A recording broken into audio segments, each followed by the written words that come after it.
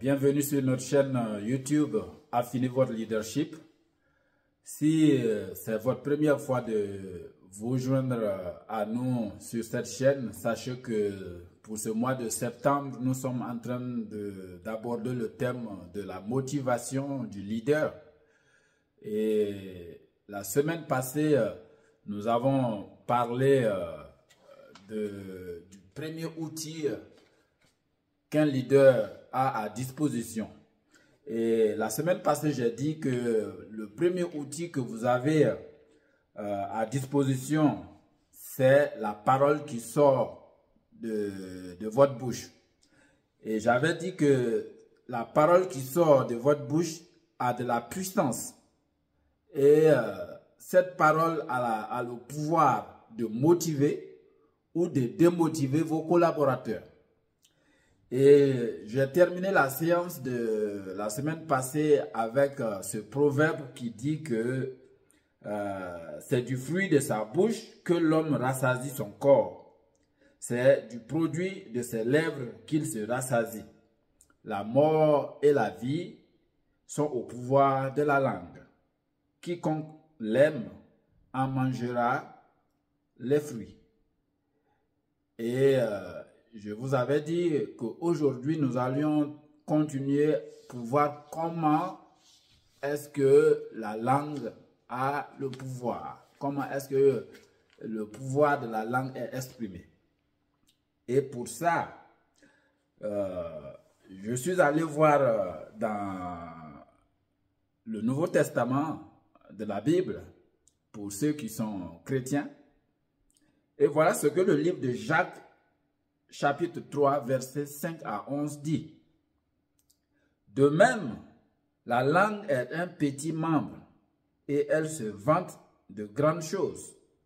Voici, comme un petit feu peut embraser une grande forêt, la langue aussi est un feu. C'est le monde de l'iniquité. La langue est placée parmi nos membres, souillant tout le corps et enflammant le cours de la vie, étant elle-même enflammée par la gêne. Toutes les espèces de bêtes et d'oiseaux, de reptiles et d'animaux marins sont domptés et ont été domptés par la nature humaine. Mais la langue, aucun homme ne peut la dompter. C'est un mal qu'on ne peut réprimer. Elle est pleine d'un venin mortel. Par elle, nous bénissons le Seigneur, notre Père, et par elle, nous maudissons les hommes. Et ces hommes sont faits à l'image de Dieu.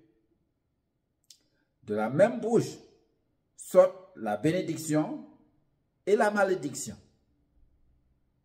Il ne faut pas, mes frères, qu'il en soit ainsi. La source fait-elle jaillir par la même ouverture l'eau douce et l'eau amère? Ou d'autres versions diront l'eau salée. Est-ce que l'eau douce et l'eau salée peuvent sortir de la même source? Évidemment, la réponse est non. Alors, en tant que leader, que vous soyez chrétien ou pas, sachez que la parole qui sort de votre bouche, elle peut être douce ou elle peut être salée ou amère. Et la réalité en entreprise, c'est que beaucoup de fois, les leaders sont évités, les leaders sont craints parce que c'est pas de l'eau douce qui sort de leur bouche. C'est pas des paroles douces qui sortent de leur bouche. C'est des paroles amères, des paroles dangereuses et mortelles comme du venin. Vous, en tant que leader, ici, ce n'est pas une prédication à l'église, hein, mais c'est une réalité. Essayons d'appliquer ces paroles qu'on vient de voir dans ce livre de Jacques et essayez de voir ça, comment vous positionnez au sein de votre organisation. Est-ce qu'au sein de votre organisation, la parole ou les paroles qui sortent de votre bouche, comment est-ce que vos employés, comment est-ce que vos collaborateurs considèrent ces paroles-là? Est-ce que c'est des paroles mortelles comme le venin ou est-ce que c'est des paroles douces comme l'eau douce? Ou est-ce que c'est des paroles amères qu'ils ne peuvent pas digérer, qu'ils ne peuvent pas consommer? Parce que je ne sais pas, à moins que ça ne soit un cas de force majeure, mais je sais que tous les médicaments dans le domaine médical que j'ai toujours détesté, c'est parce que c'est des médicaments qui sont très amers. Par exemple, à l'époque, quand on était des enfants, la flavokine, les Kinimax, c'était des comprimés très amers. Je ne sais pas si ça a changé de nos jours, mais la réalité est que tout ce qui est amer n'est pas vraiment envié. Ce n'est pas facile à consommer. Alors, si vous êtes un leader et que tout ce qui sort de votre bouche, c'est quelque chose d'amer, c'est quelque chose de venimeux, sachez que vos employés vont vous éviter, vos employés vont essayer de ne pas rentrer en communication avec vous. Alors, sur cette base, je veux qu'on essaie de voir maintenant qu'est-ce que l'islam dit.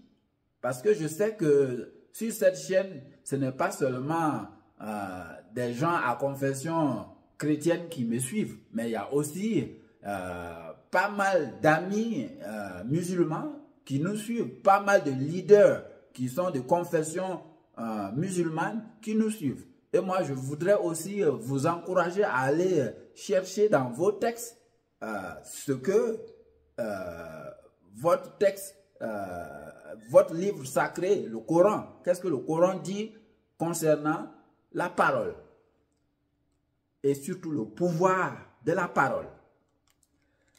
Je me suis amusé à faire une recherche sur Google et voilà ce que l'intelligence artificielle donne comme résumé. Il me dit que le pouvoir de la langue est un thème récurrent dans le Coran, souligné dans diverses sourates. Par exemple, l'Al-Alaq 96. L'Al-Alaq 96 ou 96 pour les Suisses, ça dit, ça met en avant l'acte de lire et d'écrire comme la première révélation à l'homme. Donc dans le Coran, il est reconnu que la première révélation que Dieu a faite à l'homme, c'est l'acte de lire et d'écrire. Et l'intelligence artificielle continue de me dire qu'il n'y a pas une seule sourate qui traite exclusivement de ce sujet, mais plutôt une série de versets et d'enseignements répartis dans le texte sacré. Et il va continuer de dire que ces passages soulignent à la fois la capacité de la langue à exprimer la vérité et à propager la foi, mais aussi le danger de son mauvais usage. Similaire à ce qu'on a vu dans Jacques. Donc, le Coran comme la Bible sont d'accord que la langue est un outil très important et très utile, mais en même temps, c'est un couteau à double tranchant. Et ça dépend de comment nous l'utilisons. Alors, leader d'organisation, leader de groupe, chef d'entreprise, manager, chef d'équipe, comment est-ce que vous utilisez la parole qui sort de votre bouche pour motiver les gens? Est-ce que vous sentez que vos collaborateurs sont motivés quand vous êtes en place? Quand ils vous voient, est-ce qu'ils sont motivés? Tout ce que vous leur dites, est-ce que ça les motive? Sachez que la parole que vous exprimez, tout ce qui sort de votre bouche comme mots, peut être des mots d'encouragement ou des mots de découragement, des mots de motivation ou des mots de démotivation. Alors, j'aimerais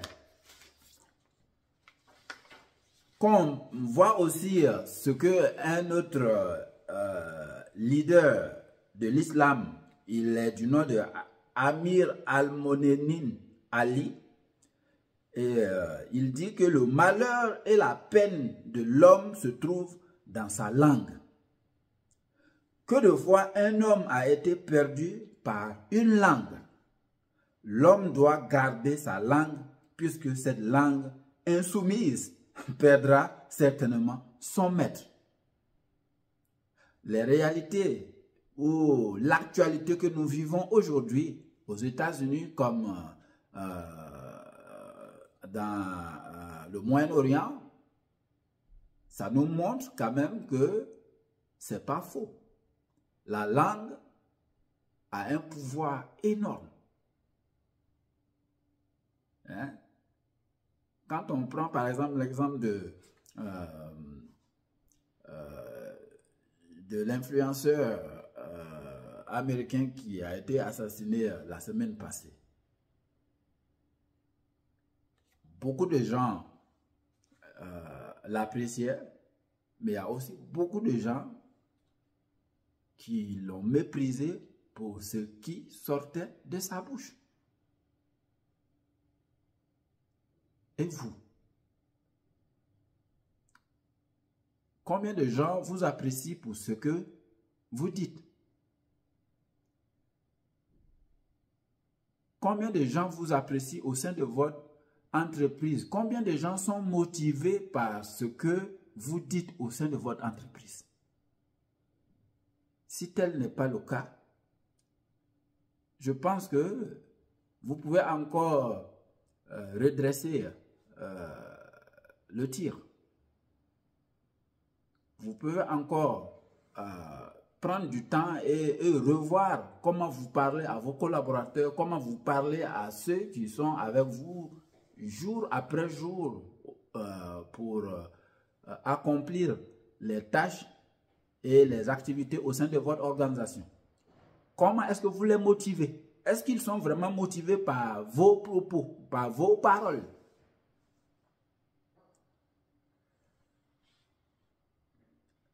Je veux quand même terminer la vidéo d'aujourd'hui en vous laissant deux choix. Sachez que leader, en tant que leader, vous êtes un leader, peu importe la taille de votre organisation, même si c'est une seule personne qui est sous vos ordres, sachez que vous avez deux choix. Le premier choix, c'est de décider, vous avez ce pouvoir-là, le pouvoir de décider de bénir vos collaborateurs.